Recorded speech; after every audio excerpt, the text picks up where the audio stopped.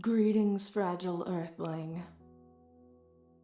I often wondered how long it would be until you finally caught a glimpse of me in all my glory. I'm sure that to you, I am simply a wondrous and monstrous beast, capable of destroying you and the planet that you inhabit. But in fact, I am so much more than that. Set aside any fear or disdain that you might have for my existence, and allow me to tell you a little bit more about myself. I am a black hole, a region of space-time exhibiting such a strong gravitational effect that nothing, not even particles and electromagnetic radiation such as light, can escape from inside me.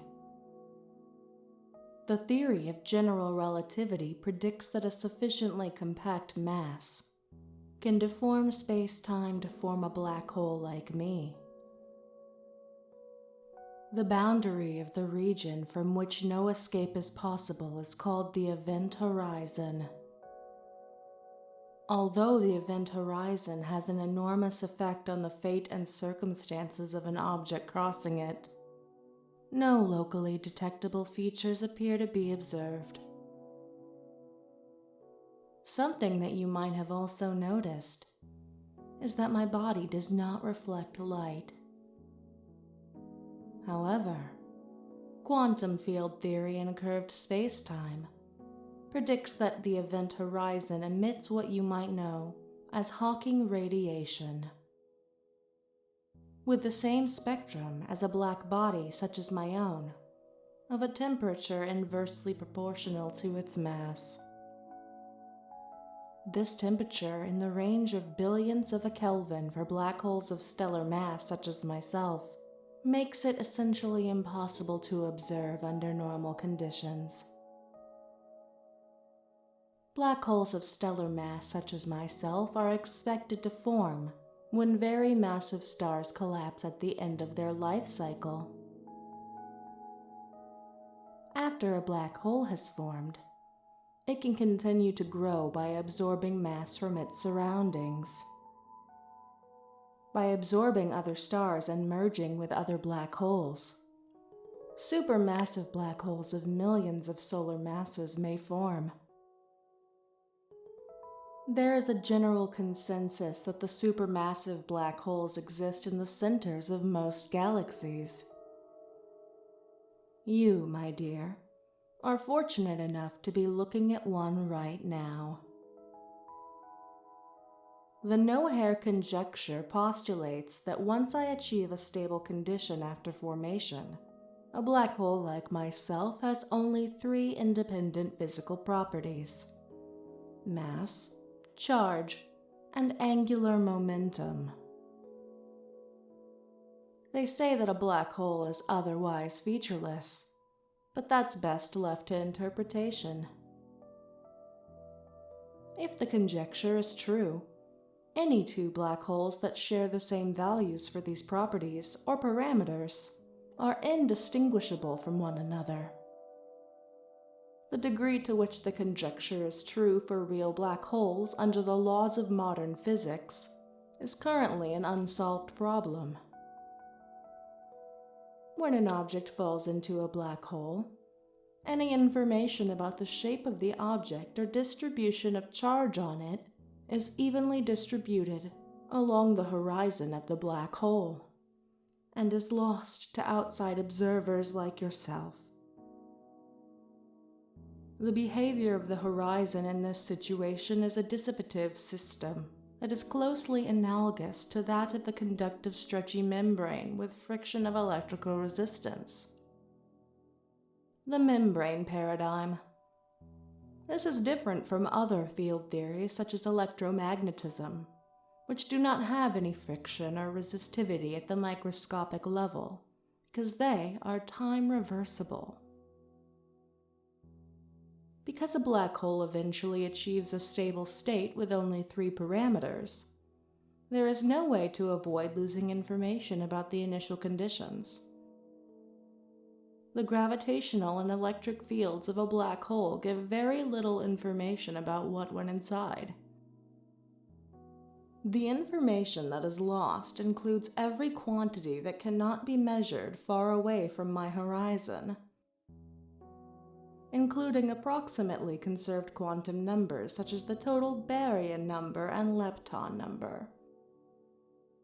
This behavior is so puzzling that it has been called the black hole information loss paradox.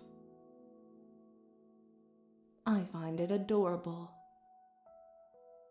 You simple little beings have come up with such a simple term for such a complicated issue.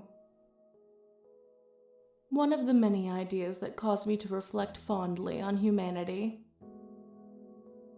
But I digress. My defining feature is the appearance of an event horizon, which, as I stated before, is a boundary in space-time through which matter and light can only pass inward towards the mass of the black hole. Nothing, not even light, can escape from inside the event horizon. The event horizon is referred to as such because if an event occurs within the boundary, information from that event cannot reach an outside observer, making it impossible to determine if such an event occurred. As predicted by general relativity, the presence of a mass deforms space-time in such a way that the paths taken by the particles bend towards the mass.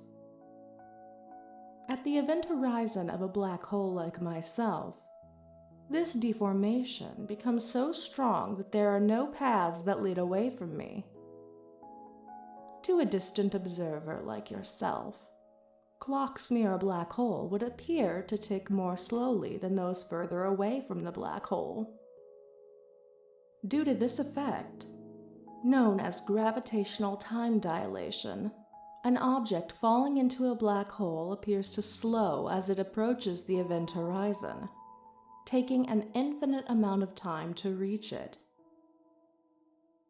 At the same time, all processes on this object slow down from the point of view of a fixed outside observer, causing any light emitted by the object to appear redder and dimmer, an effect known as gravitational redshift.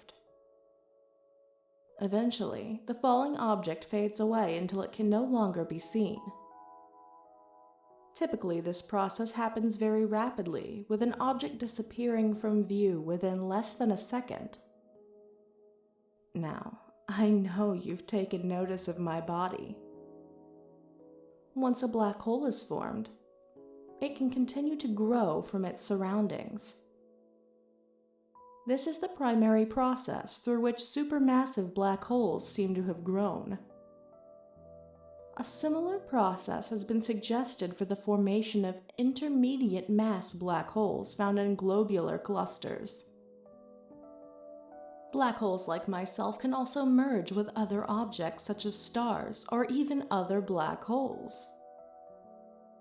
This is thought to have been important, especially in the early growth of supermassive black holes like me, which could have formed from the aggregation of many smaller objects. But enough about me. I grow tired of sharing my knowledge with you. Now, little human, go back to your life of blissfully observing me from a safe distance millions of light years away.